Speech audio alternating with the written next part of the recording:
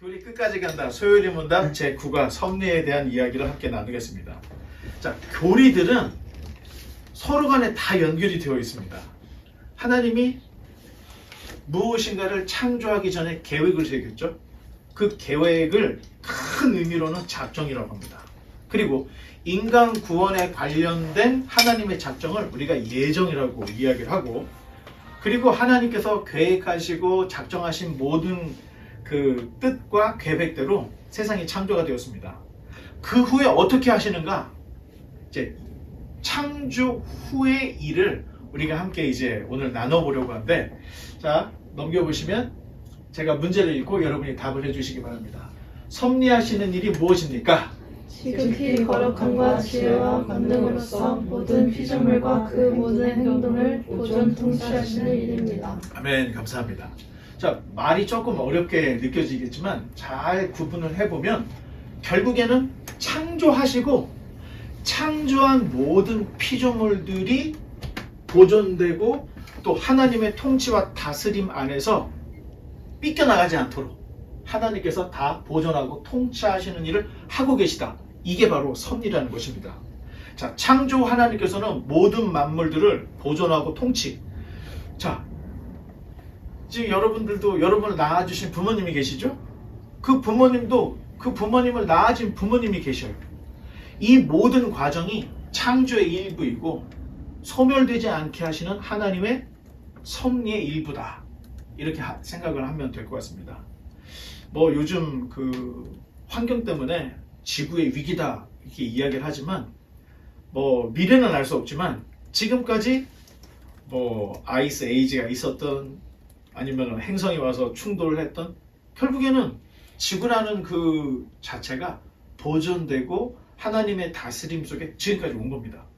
이 이후에 어떤 일이 벌어질지는 우리는 알 수 없지만 하나님께서는 창조하시고 모든 것들을 섭리하시는데 그냥 하나님이 계획한 멸망으로 가게는 하실지언정 실수로 지구가 이상하게 갑자기 하나님의 계획에 관계없이 뭐 멸망을 하거나 사라지거나 자 그렇게 하시지는 않는 분이다 하는 것을 성경을 통해서 알 수가 있습니다. 자 그렇다면 섭리하면은 이거 굉장히 어려운 한자어입니다. 그래서 이 섭리라는 말을 우리가 좀 풀어서 보면 국어사전에 자연계를 지배하는 원리이면서 자연계가 흐르는 법칙이 섭리다. 국어사전에는 이렇게 이야기하고 있습니다. 종교학에서는 섭리를 어떻게 이야기하는가? 신의 계획과 의도, 이게 섭리라고 이야기를 합니다.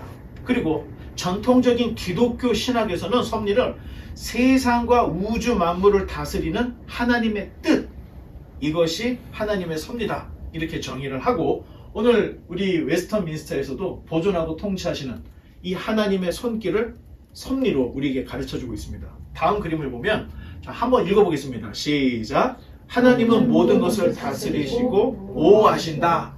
자, 어떻게 생각하면 어떤 철학자들은 신이 세상을 창조했다 하자. 하지만 더 이상 관여하지 않는다는 거예요. 이 세상 뒤편에서 팔짱을 끼고 있다. 자, 이렇게 이야기하는 철학자도 있지만 성경은 절대 그렇게 얘기하지 않습니다. 하나님은 자기가 창조한 이 모든 세상 만물이 잘 하나님의 계획대로 흘러갈 수 있도록 내버려 두지 아니하시고 때로는 하나님이 손길로 또는 하나님께서 어떤 다른 존재를 통해서라도 하나님께서 계획하신 일이 되게끔 내버려 두시는 분은 아니다. 하나님의 섭리 사역 때문에 우리는 이렇게 평강을 누리고 살고 있는 겁니다. 하나님께서 모든 것들을 다스리고 보호한다 할 때에는 절대 내가 사는 시대 내 나라에는 전쟁이 없다. 이런 말은 아니라는 겁니다. 그리고 전쟁이 생겨서 내가 전쟁터에 갔는데 총알이 빗발치는 중에 나는 절대 죽지 않는다. 이럴 수는 없다는 겁니다.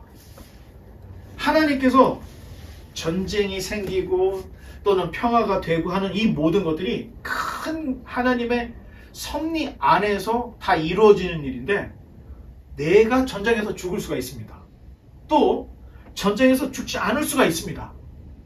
비라는 것이 의로운 사람한테만 내리는 건 아니죠. 모든 사람에게 다 내리는 거예요. 또 바람도 모든 사람에게 주어진 모든 조건들은 모든 사람에게 다 똑같이 동일하게 주어진다는 거예요. 그래서 전쟁이 나올 때 총알이 10발이 날라왔을 때 내가 맞을 수도 있고 맞지 않을 수도 있지만 맞지 않게 해주시면 감사한 거죠. 그래서 다윗의 찬양 시에서는 하나님께서 수많은 전쟁 통해서 나를 건져주셨으니, 송축이라는 말이 과거를 회상해서 과거에 나를 지켜주신 하나님을 생각하고 노래로 높여드리는 게, 이게 송축입니다. 그래서 다윗의 시에는 하나님께서 그 위험한 전쟁터에서 나를 건져주셨다, 내 평생 하나님을 찬양한다, 이런 시가 있는 겁니다. 자, 여러분들이 어떻게 생각하면, 아니 하나님 절대 나를 지켜주셔서 전쟁도 일어나지 않고 사업을 해도 내 사업은 잘 되게 해주셔야 된다고 생각을 하는데, 하나님은 그 정도의 하나님이 아니라는 걸 알아야 된다는 겁니다. 우리 다니엘의 세 친구를 보면 사실 다니엘의 세 친구가 끓는 풀무불에 들어가서 타 죽을 위기였는데, 그때에도 이 세 친구가 고백하기를, 만약 그리 아니하실지라도, 하나님이 우리를 건져내지 않는다 할지라도 우리는 신상에게 절할 수 없습니다, 이런 얘기를 해요. 그런데 빠뜨렸어요. 우리가 생각할 때는 하나님이 자기 손을 빼가지고 그 다니엘의 세 친구를 건져주실 거라고 생각할 수 있지만, 하나님은 극한까지 그냥 몰고 가게 하는 거예요. 그래서 풀무불에 빠졌어요. 일반적으로 죽었죠. 그런데 죽지 않게 하시는 하나님의 손길들을 다니엘서에 기록하고 있는 걸 볼 때, 우리가 죽거나 살거나 한 사람의 생사화복, 국가의 흥망성쇠는 다 하나님 손에 있다는 거예요. 자, 그러다 보면 큰 가치관을 갖고 성경적 세계관, 성경적 가치관, 성경적 역사관을 가지면 여러분이 살다가 당하는 고난, 어려움, 이건 나만 당하는 고난입니다 하고 삿대질하고 하나님 떠나고 그런 일이 없다는 겁니다. 여러분들은 마음을 크게 가져야 되고, 역사를 경영하시는 그 하나님을 안다면 내가 지금 죽을 수도 있는 겁니다. 왜냐면 내가 살고 싶다고 해서 살 수 있다면 내가 신이게, 우리는 그런 존재가 아니라는 거예요. 자, 하나님은 모든 것들을 다스리시고 보호하시는 분이다. 자, 세 번째로 넘어가겠습니다. 같이 읽어보겠습니다. 시작. 하나님의 통치. 자, 하나님의 통치는 자연 만물을 통치하십니다. 인간만 다스리시는 분이 아니라는 거예요. 그래서 그런 얘기죠. 참새 한 마리도 하나님이 허락하셔야 떨어진다는 거예요. 짐승이 죽고 재물이 되고 잡혀먹고 서로 약육강식에 의해서 뭐 살고 죽고 하는 이 모든 것들도 하나님이 나는 몰라 니들이 알아서 되겠지, 이런 분이 아니라는 겁니다. 새 한 마리가 떨어지는 것도 하나님의 뜻이다. 자연 모든 만물은 하나님께서 다스리고 통치하신다. 두 번째는 모든 민족입니다. 역사적으로 없어진 국가들도 있어요. 하지만 고대로부터 지금까지 남아있는 사람들이 이렇게 많이 있잖아요. 자, 이런 걸 볼 때 하나님께서는 모든 민족들도 다스린다. 아수르, 바벨론, 페르시아, 그리고 헬라, 그리스, 영국, 모든 나라들의 이 역사를 하나님이 관여하신다는 거예요. 그리고 개인적으로는 한 사람 한 사람도 하나님께서 다스리고 통치한다는 겁니다. 솔직히 우리가 정말 너무너무 자유스럽게 짜장면을 먹을 것인가 짬뽕을 먹을 것인가 내가 선택을 해요. 그런데 우리는 1분 1초를 내다볼 수가 없는 존재이기 때문에 우리는 예상을 하지만 예언을 못해요. 예언을 한다고 할 때는 반드시 그렇게 되는 거예요. 예상은 될 수도 있고 안 될 수도 있다. 이게 예상, 우리는 여기까지 할 수 있는 거예요. 그런데 놀라운 것은 나는 자유롭게 짜장면을 먹었지만 하나님의 예정과 계획 속에서는 내가 짜장면을 먹게 돼 있다는 거예요. 제가 지금 이 짜장면 얘기를 하니까 왠지 제가 예를 들어서 짜장면을 얘기해서 우리 지금 이 섭리가 갑자기 짜장면 수준으로 좀 떨어지는 느낌이 들긴 하는데 그건 아닙니다. 예를 들어서 짜장면으로 여러분에게 말을 했던 것 뿐이고, 짜장을 먹든 짬뽕을 먹든 우리는 자유롭게 선택을 해요. 내 마음대로. 그런데 놀라운 것은 그 모든 선택에 책임이 따르고 하나님은 다 보고 계시고 그것이 하나님 계획 안에 있더라는 겁니다. 여러분, 재미있는 심리적인 그 실험이 있어요. 여러분, 짜장면이 있는데 뭐 여러 가지 음식이 있는데 계속 짜장면 얘기를 하고 자, 여러분이 먹고 싶어서 짜장면을 생각할까요? 아니면 짜장면을 선택을 한 건 내 자유의지일까? 어떻게 생각해요? 자유의지입니다. 이건 100% 자유의지예요. 그런데 심리학자들이 묘한 실험을 했어요. 막 여기다가 막 장치를 해놓고 사람이 음식을 먹고 싶어질 때 정말 신기한 게 먼저 뇌에서 화학적인 반응이 일어난다는 거예요. 짜장면을 먹고 싶도록 이게 움직여요. 그러면 나의 생각과 의지가 짜장면이 먹고 싶어. 그리고 짜장면을 선택을 한다는 겁니다. 이건 최신 그 심리학자들이 여기까지 지금 연구를 한 이야기들을 인용을 한다. 이렇다고 본다면 우리는 내가 정말로 자유롭게 선택을 할 수 있다는 거예요. 하지만 그 자유 안에 내가 모르는 하나님의 손길이 있다는 겁니다. 자, 이런 것들을 생각하면 논쟁이 그렇게 크진 않을 거라고 생각하고 다음, 자, 한번 또 읽어보겠습니다. 시작. 하나님의 통치는 억압과 강제적 간섭인가? 절대 아니라는 겁니다. 여러분이 몸에서 짜장면이 먹고 싶다고 하는 호르몬이 막 나와서 생각이 나. 이게 하나님께서 우리를 로봇으로 만들어서 짜장면을 일부러 먹게 하시는가? 그건 아니라는 겁니다. 참 재미있는 거는 여러분들이 이제 나중에 이제 결혼을 해서 아이를 갖게 되면 먹고 싶은 게 막 생각이 나는 거예요. 그래서 갑자기 한겨울에 수박이 먹고 싶어질 때가 있어요. 아이가 생겼을 때. 남자들, 여자들이 만약에 이런 걸 먹고 싶다 그러면은 팔 거부터 붙이고 무슨 수단과 방법을 가리지 않고 사다 줘야 돼요. 그걸 안 사다 주면 영원한 상처가 돼요. 내가 아이를 가져서 수박을 먹고 싶었는데 남편이 모른 채다. 이거는 영원히 지워지지 않는 상처가 될 수 있어요. 그러면 왜 수박을 먹고 싶어졌을까?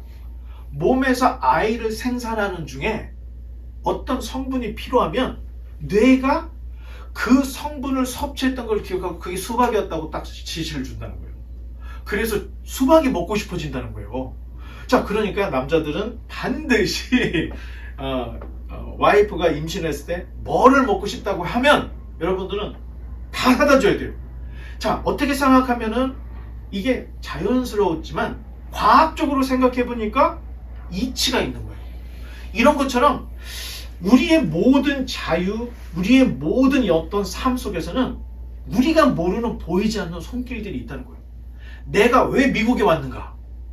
하나님 계획에 내가 미국에 와서 살아야 될 이유가 있기 때문에 와 있다는 거예요. 여러분, 여기 지금 바이블 하우스, 여기 교회도 아닌 것 같은 이 리빙룸에 여러분들이 앉아 있는데 여러분이 생각할 때는 내가 왜 여기 앉아 있는가? 여러분들이 목사님이 불쌍해서 왔다. 뭐 괜찮습니다. 어떤 이유든 상관이 없지만 여기에 지금 우리가 앉아 있고 예배드리고 바이블 하우스를 여기까지 가고 있다는 것은 우리 개인의 의지만으로는 안 된다는 겁니다. 내가 모르는 하나님의 손길이 있는 거예요. 하나님의 계획이 있는 거예요. 자, 그렇게 따지면 하루하루의 삶은 너무 소중한 것이고 여러분들의 1분 1초도 엄청나게 소중하다는 겁니다. 자, 그 다음 넘어가 보면, 자, 다 같이 또 읽어보겠습니다. 하나님의 섭리가 주는 유익. 자, 하나님의 이 다스림과 통치 안에는 악함도 들어가 있어요. 사탄도 들어가 있다는 거예요. 모든 것들을 하나님이 다 통치를 하시기 때문에 아무리 위험과 고난이 우리에게 닥친다 해도 우리의 인생은 끝장이 아니라는 거예요. 만약 내가 순교로 죽어도 순교로 끝장났구나, 이게 아니라는 겁니다. 나의 죽음으로 또 다른 생명이 5개, 6개, 7개가 태어날 수가 있는 거고 나의 죽음으로 인해서 하나님께서 계획하신 일들이 이루어질 수 있다. 여러분, 이러면 이제 사람이 담대해지는 겁니다. 그리고 자신감이 붙게 되는 거고 내 인생, 내 행동, 모든 삶이 하나님의 통치와 다스림 속에 있으니 다 이유가 있다는 거예요. 자, 그래서 여러분들이 자유롭게 살고 또 평화롭게 살고 여러분이 하고 싶은 걸 다 할 수 있지만 하나님은 선하신 분이에요. 돈을 많이 벌 수 있는 방법이 무엇일까? 사기를 치는 거다. 돈을 속된 말로 더럽게 많이 벌 수 있는 방법이 무엇인가? 마약 장사하면 돈을 엄청 벌립니다. 이건 하나님의 뜻이 아니라는 거예요. 하나님의 사람은 하나님께서 기뻐하시지 않는 방법으로는 살아가려고 생각을 하지 않습니다. 하지만 악한 자들은 마약도 팔고 사기도 처먹고 하기 때문에 나도 모르는 사이에 사기 당할 수 있습니다. 제가 확신하건대 사기꾼들이 여러분 한 사람을 딱 지목해서 턴다 생각하면 여러분의 모든 건 다 털리게 돼 있습니다. 여러분의 돈도 다 날아가게 돼 있어요. 왜냐? 너무 그럴듯하거든. 여러분의 심리까지 분석을 해서 다가오기 때문에 여러분 안 넘어갈 수가 없다는 거예요. 자, 이렇게 생각하면 늘 주의도 필요하고, 여러분들이 이 모든 삶과 내 이런 모든 것들이 하나님의 손 안에 있구나. 그러니 내 삶의 전체를 통해서 하나님을 영화롭게 하고 그로 인하여 즐겁게 사는 삶을 살아야 되겠다. 자, 이렇게 되면 절대 실패하지 않습니다. 때로는 살다가 내가 원치 않는 질병에 노출될 수도 있습니다. 그런데 이것도 하나님의 섭리다 생각하면 여러분 상처받을 일이 없어요. 나중에 100살 먹고 살고 살다가 죽느니 아니면 지금 뭐 50에 질병에 걸려 죽는, 결국에는 사람은 누구나 다 죽는다는 거예요. 그 죽음 앞에서 따질 필요가 없다는 거예요. 그러니 지금 주어진 삶에 최선을 다하는 삶, 여러분들이 이 삶을 살면 여러분 실패하지 않습니다. 또 한 가지, 부당하고 불평등하다고 생각할 수 있습니다. 왜냐? 칼자리를 진 사람들이 자기 뜻대로만 다 하는 것처럼 보여요, 세상이. 그런데 여러분, 욥을 기억하십시오. 욥은 욥기서가 끝날 동안 내가 왜 고난을 당했는지 모르고 끝납니다.